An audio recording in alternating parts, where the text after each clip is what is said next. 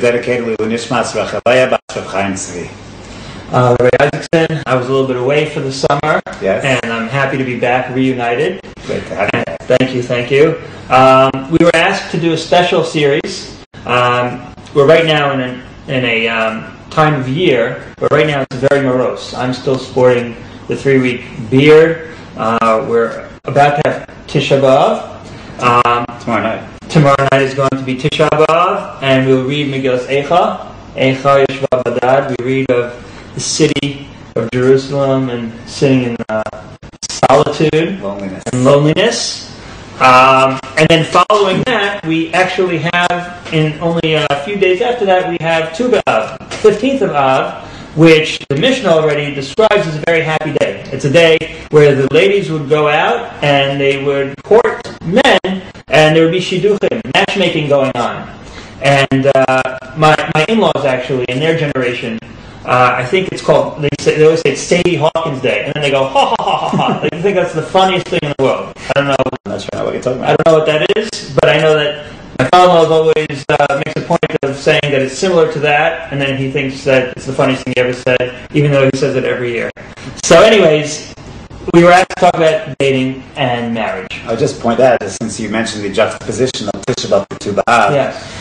So of course, Tisha B'Av, one of the reasons for the Churban Habayis is Sinas, is that the Jewish people did not respect each other in the proper way. Baseless hatred, as is normally translated, and on the heels of that, perhaps this period afterwards, we're supposed to metaken ourselves during the 3 weeks, the 9 days, and then certainly afterwards, and perhaps the highest level of Nagu Avasinam and a sense of the opposite of Sinas Chinam is a proper married couple that is really together on all levels. So perhaps that juxtaposition of Tu B'Av to Tisha B'Av is ultimately the tikkun for the Churban Habayis that we're suffering through. That's true. I hear that. It's a very powerful message of loving all of Jews, but charity, as we say, and love begins at home, right? And that's, for somebody to be running around but spreading the wealth but neglecting their own home is something that we frown upon.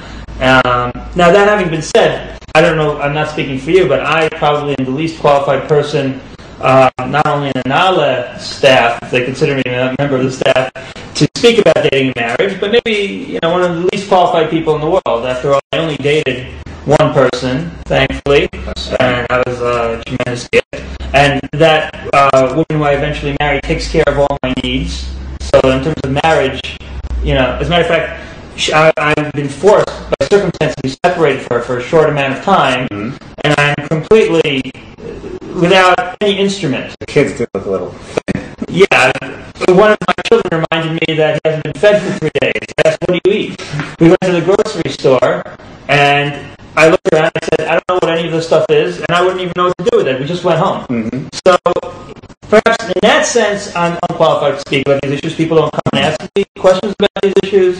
I am not well read on these matters, but I tried to prepare. I listened last year. They asked Rebbetzin Sipora Heller to speak about this issue. I listened to what she had to say.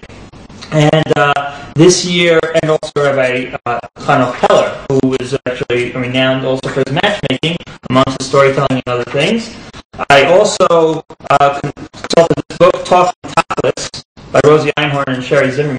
He's talking about family law and also therapist. So these are angles which will help us with the dating. I also spoke to another very renowned speaker on the Na'aleh.com staff, Rabbi Danish Ginsburg, who has a lot of books, who has a lot of tapes of his own on this matter. He actually shared with me his thoughts and his underline in this book. So with that, hopefully we'll be able to touch on some universal concept. Why the family unit?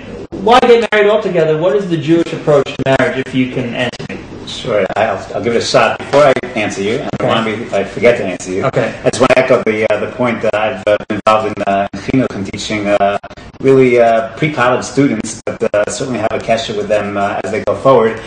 And there's a lot of counseling that gets involved. There's a lot of men and women who are struggling through this issue. Certainly to have rabbanim that they can turn to teachers that they can turn to, and certainly all the help in terms of chizuk and really helping, as you mentioned, helping them network, helping them find the right avenues to find the right kind of people is very, very chashuv, cannot be overemphasized. And then the concept of, we all know, we read a lot about the shidduch crisis, and certainly every person, thinking and planning can certainly contribute and help the many singles that are out there. You know what? Yes. I just remembered, Rebbetzin David was lamenting that there are people who are in a position to help that say, "Oh, I'm not good at matchmaking." Right. And I didn't want to forget to say this. There's no such thing as not being good at matchmaking. There's no such thing as being good at matchmaking as far as I know. How do I know? Because you look at matches and you see one is short, one is tall. You see what you would think were mismatches. One is sharp, one is dull. One is outgoing,